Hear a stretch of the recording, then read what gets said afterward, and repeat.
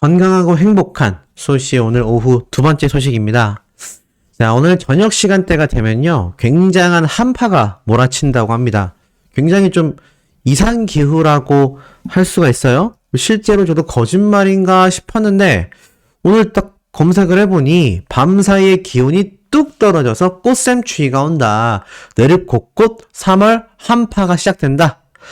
자, 그리고 심지어는요, 지금 보니까 내일 아침은 영하 8도까지 떨어진다고 합니다.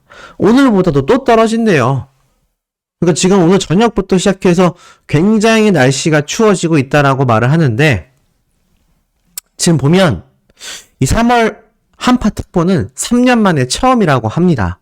그래서 아마 다음 주가 좀 굉장히 추운 날씨가 되지 않을까라고 생각이 드니까 지금 굉장히 옷을 따뜻하게 입고 다니셔야 될 것 같고, 많은 분들이 아마 요즘 날씨가 풀려서 옷차림이 굉장히 가벼워지셨을 거예요.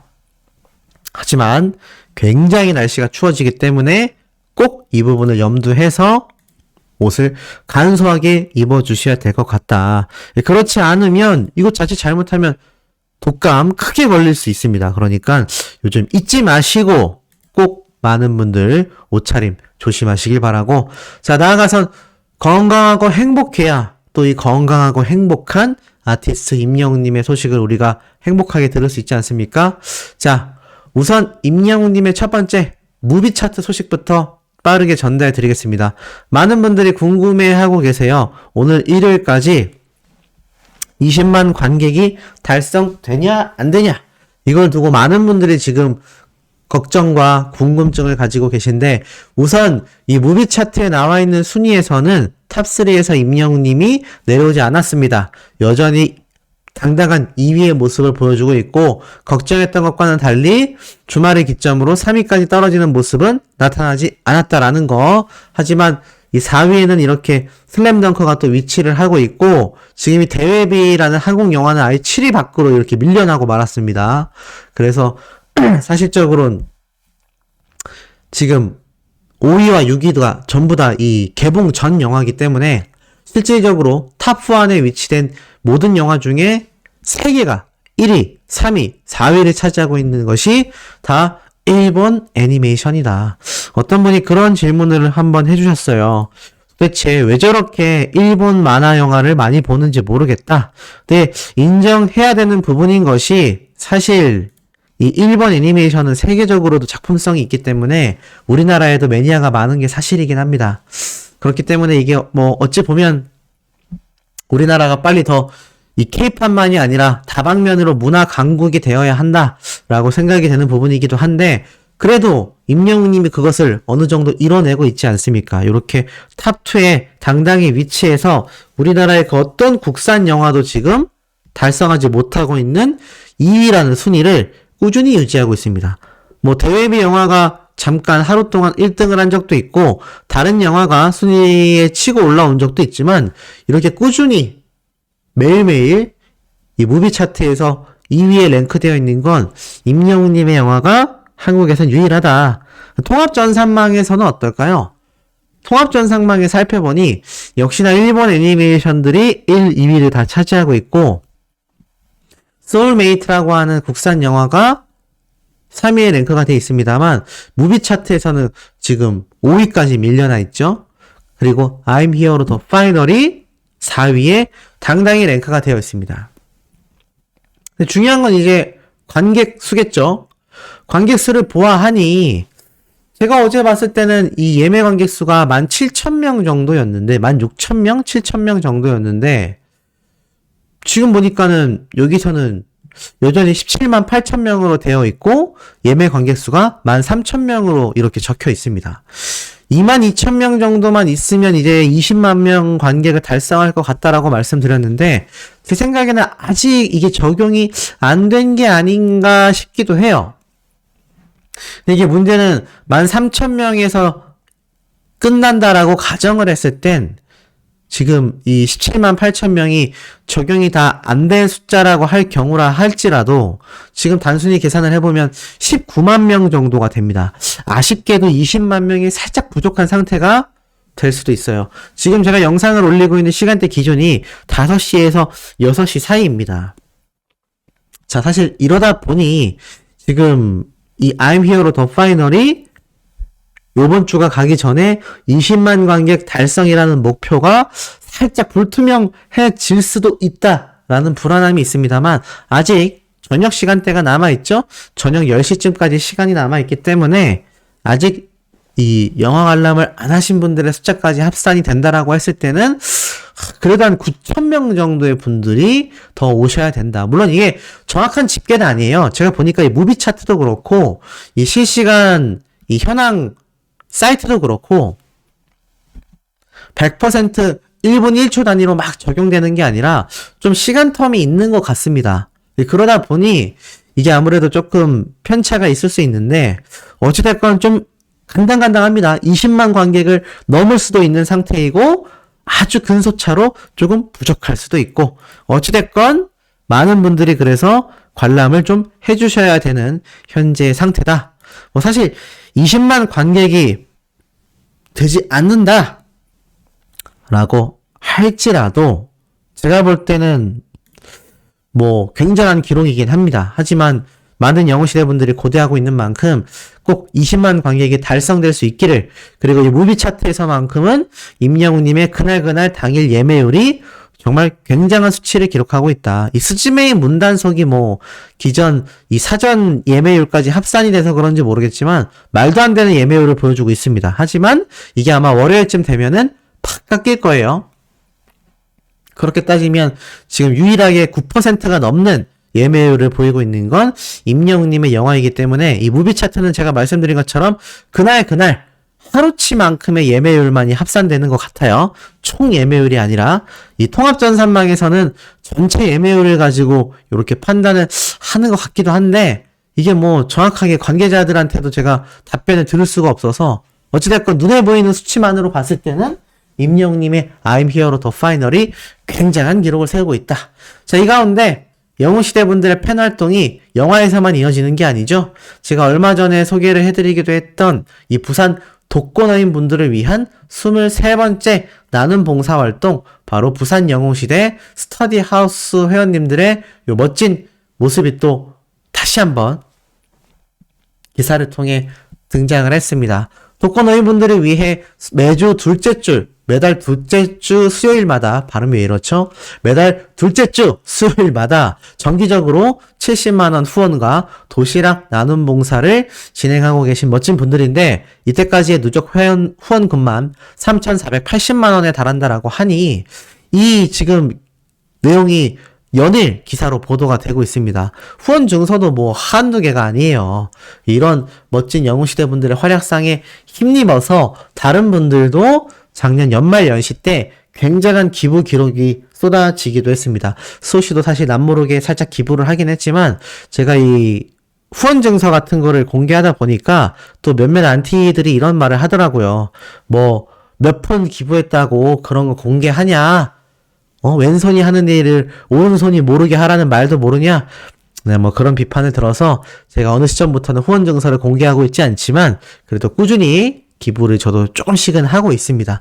이게 참 기부를 하다 보면 왜 임영웅님이 이때까지 누적 기부 금액이 8억에 달했는지를 느끼실 거라고 생각이 됩니다. 우리는 뭐 그런 금액을 기부할 수는 없어요. 하지만 8억이 아니라 80만 원이라 할지라도 그 금액에 크고 작음은 없다고 생각합니다. 값어치에 크고 작음이 없다라고 하는 게 정확한 표현이겠죠. 직접 그 정도의 기부를 내가 남을 위해서 하다 보면 오히려 내 마음이 더 풍족해지고 그것이 어떠한 형태로든 좀 다양하게 돌아오는 것 같아요. 그게 참 놀라운 일이 아닐 수 없는 것 같습니다. 결국 그러한 것들이 오히려 나에게 좋은 점으로 작용을 하게 되면서 이 기부를 했다라는 것이 정작 남을 돕기만 한 것이 아니라 오히려 나에게도 굉장히 좋은 영향력을 주게 된다. 네, 요런 것을 아마 실제로 기부해보신 분들이 많이 느끼시는 대목이 아닐까라고 제가 생각이 됩니다. 그리고 나아가선 임영웅님의 팬덤인 영웅시대 분들의 이런 모습이 이렇게 기사로 계속 나오고 있어요.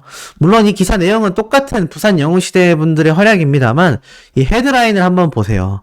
임영웅 팬덤 나눔의 상징이 되었다. 덕질이 만든 선한 영향력. 이 기사의 타이틀만 봐도 굉장하고 그야말로 영웅시대다. 가수 임영웅의 팬들이 이 도시락 봉사 활동으로 선한 영향력 실천을 이어나가고 있다라고 적혀져 있습니다. 이런 영웅시대 분들의 활약상이 기사로 매일 연일 보도가 되면서 정말 임영웅 가수를 응원하는 팬덤은 남다르구나 라는 이런 대중들의 인식이 이미 수년 전부터 이어져 왔었다라는 건 아마 잘 알고 계실 거예요. 근데 이렇게 수년 전부터 이어져 왔던 임영웅님의 이런 선한 영향력이 결국에는 많은 분들에게 감동을 주게 되고 또 많은 영향력이 또 번져나가는 그런 선순환 구조의 다양한 형태의 모습들이 계속하여 쏟아지고 있지 않나 그런 생각이 듭니다. 자, 그러다 보니까 어떻습니까? 이런 굉장한 쾌거 소식들도 쏟아지고 있더라는 겁니다.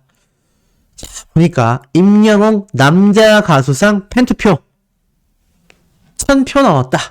꾸준한 인기를 자랑하고 있다. 제가 예전에 한번 소개를 해드렸던 바로 네티즌 어워즈, 바로 네티즌들이 뽑는 바로 독특한 시상식인데 여기에서 벌써 1000표를 득표를 받았습니다.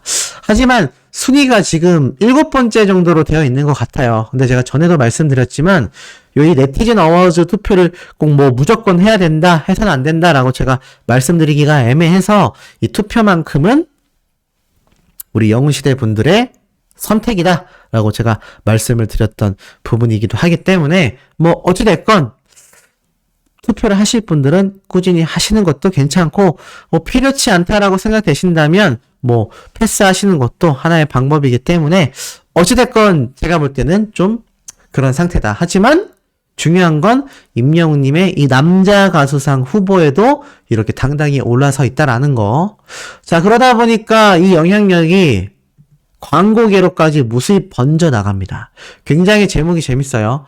임영웅이 5명에서 나오는 청혼아이스 광고.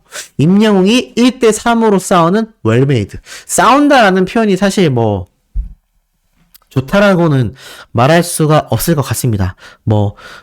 경쟁한다? 요 정도가, 대결한다?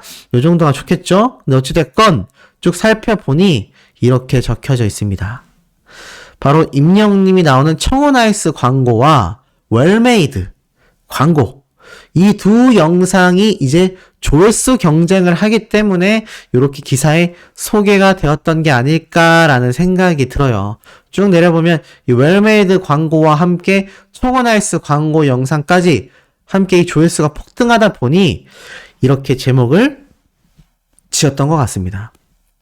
자, 얼마 전에도 어제도 제2의 임영웅이 나온다라는 것은 현실적으로 굉장히 어려운 일이다 라고 제가 말씀드렸던 거 아마 잘 기억이 나실 거예요. 근데 결국엔 이 광고계에서도 어떻습니까? 결국에는 임영웅을 이기려면 임영웅만이 가능하다. 제2의 임영웅은 존재할 수가 없고 임영웅을 이기려면 임영웅밖에 없다. 요런 이야기가 이 광고를 통해서도 참 여실히 드러나게 되는 대목인 것 같습니다. 임영웅님이 광고계에서 얼마나 굉장한 영향력을 행사하고 있는지 많은 분들이 잘 알고 계실 거예요. 그러다 보니까는 지금 광고주들이 줄을 서고 있다라고 말씀드렸는데 최근에 그런 질문을 주시는 분들이 있어요. 임영웅님의 광고 소식이 많다라고 했는데 뭔가 최근 들어서 신규 광고 이야기가 없더라. 혹시 광고가 줄어든 거 아니냐? 이런 걱정하시는 분들 제가 알 수가 있었는데 그런 고민을 보내주신 분들께 제가 감히 장담을 좀 해보자면 그럴 리 없습니다. 왜냐? 아티스트 임영웅님의 이 브랜드 파워가요. 대한민국에서 탑3 안에 무조건 들어갑니다. 그런데 그냥 탑3 안에만 들어가는 것이 아니라 거의 원탑에 가까운 막강한 영향력을 선사하고 있습니다. 그것이 바로 임영웅님의 파워예요. 그렇기 때문에 제가 볼 때는 모르긴 몰라도 이미 광고 촬영이 진행이 되고 있거나 이미 진행이 됐거나 둘 중에 뭐가 되었건 이 아티스트 임영웅님의 이 광고는요 끊길 수가 없습니다. 왜냐면 객관적 수치로만 비교를 해도 이 브랜드 평판 수치에서 보여지듯이 임영웅님의 이 광고 모델로서의 영향력이 지금 거의 탑급이거든요. 그런데 요즘 스타 마케팅이 굉장히 유행이라고 제가 어제 전달드리지 않았습니까? 그 스타 마케팅을 하는 데 있어서 절대적 영향력을 행사할 수 있는 이가 대한민국에서 딱 3명을 꼽아본다라고 했을 때 바로 아티스트 임영웅님밖에 없다. 그러니 제가 볼 때는 광고가 끊기기는커녕 아마 정신없는 일정을 소화하고 있을 거란 예상입니다. 자, 그렇다면 왜 임영웅님은 광고계에서도 이런 영향력, 이런 각종 어워즈 투표에서도 막강한 영향력, 나아가서는 이제는 팬덤 분들이 선한 영향력을 선보이기 위해서 이토록 애쓰는 모습까지 거기에 압도적 영화 순위까지도 어떻게 이런 일들이 가능했을까요? 단순히 노래 실력이 좋아서, 단순히 비주얼이 뛰어나서 그렇지 않습니다. 오늘 제가 아침에 이제 첫 번째로 빠르게 전달해드렸던 이하평님의 이 임영웅님에 대한 미담, 또 다른 채널에서 쏠랑 베꼈더라고요. 근데 뭐 임영웅님의 선한 영향력이니까 제가 항상 말씀드리지만 그러려니 합니다만, 네, 어찌됐건 뭐 여러 생각이 듭니다. 뭐 저도 겹치는 영상들이 많다 보니까 그러려니 하고 있는데, 어쨌건 임영웅님의 그 영상에서 보시면 아시다시피 과거의 이 미담들, 과거의 이 모습들이 항상 선한 모습을 보여줬기 때문에 지금 임영웅님의 이런 쾌거 소식들이 연달아 쏟아짐에도 이를 질투하거나 말도 안 되는 이야기를 만들어내거나 과거에 안 좋았던 일들이 있었거나 그런 사례가 없는 겁니다. 그만큼 임영웅님이 한평생 인생을 정말 선한 사람으로서 살아왔다라는 게 여실히 증명이 되고 있죠. 근데 제가 인스타그램에서 최근 굉장히 화제가 되고 있는 임영웅님의 후담이 있습니다. 바로 임영웅님의 군 시절 때의 후담들이 또 쏟아지고 있어요. 과연 어떤 내용일까요? 제가 한번 쭉 소개를 해드리자면 이렇게 적혀져 있습니다. 임영웅 병장님과는 바야흐로 2012년 뜨거운 여름 백골부대 GOP에서 선후임 관계로 처음 만나게 되었습니다. 자, 이 GOP라는 곳은 뭐 아시는 분들 계실지 모르겠지만 뭐 수시도 다녀왔었던 곳이기도 하고 철책 경계 근무라고 보시면 됩니다. 근데 이 철책 경계 근무가 뭐 사실 그냥 뭐 이렇게 철조망만 왔다 갔다 하면 되는 거 아니야? 라고 생각할 수 있는데 굉장히 빡셉니다. 네, 빡세다라고 표현을 해야 될 만큼 군생활이 굉장히 힘들어요. 여기 보면은 다 산봉우리죠? 산봉우리란 얘기는 무엇입니까? 네, 산 꼭대기란 얘기예요. 산 꼭대기란 얘기는 무엇일까요? 지대가 굉장히 높다라는 것이고 이 산 꼭대기에다가 이렇게 철조망을 대부분 설치를 해놨기 때문에 굉장히 가파릅니다. 우리가 이렇게 보는 요런 일렬로 되어 있는 평지에 가까운 곳은 흔치 않아요. 대부분이 굉장히 경사가 가파릅니다. 이것을 매일 오르락 내리락 하면서 이제 철조망을 체크하고 경계 근무를 서는 거죠. 그리고 뭐 우리가 다들 알다시피 굉장히 추워요. 네, 눈이 막 정말 1m 가까이 쌓이고 합니다.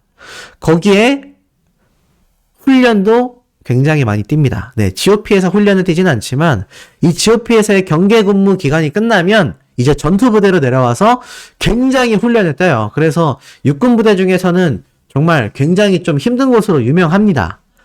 근데 임영웅님이 이제 여기를 나온 거죠. 그러니까 얼마나 군생활이 힘들었겠어요. 더군다나 백골부대라고 하니까 더 힘들었을 겁니다. 자, 바로 그런 GOP 생활을 했었다. 여기에서 이제 선임과 후임 관계로 처음 만나게 됐다라고 말을 이어갑니다.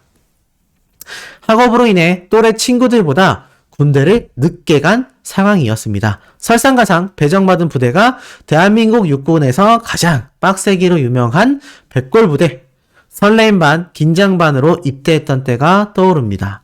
아무래도 제가 입대가 늦다 보니 맞선임들의 나이가 대부분 어리거나 한참 고참들은 동갑으로 구성되어 있었습니다. 저도 이랬거든요.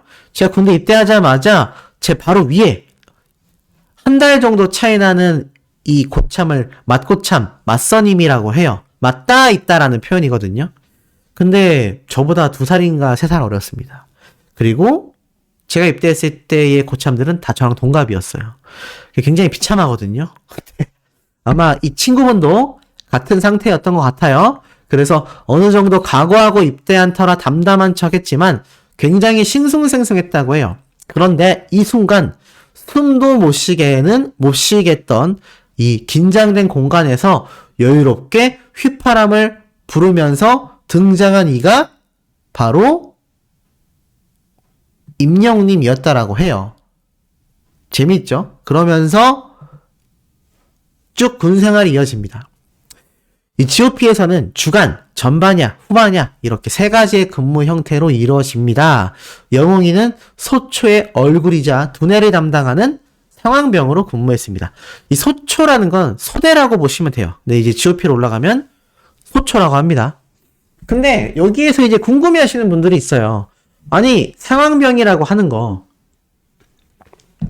이거 뭐 저만 아는 일이기도 한데, 자 군대에서 이 상황병이 뭐냐면 안티들 중에 뭐 그런 말 하는 사람들 있더라고요. 이 상황병이라는 건 사실 거의 뭐 좀 뭐라고 해야 될까요? 회사원이라고 해야 될까요? 앉아서 하는 일이 많습니다. 말 그대로 상황 보고만 하기 때문에 사회에서 따지면은 현장직이 아니라 사무직이라고 보시면 돼요.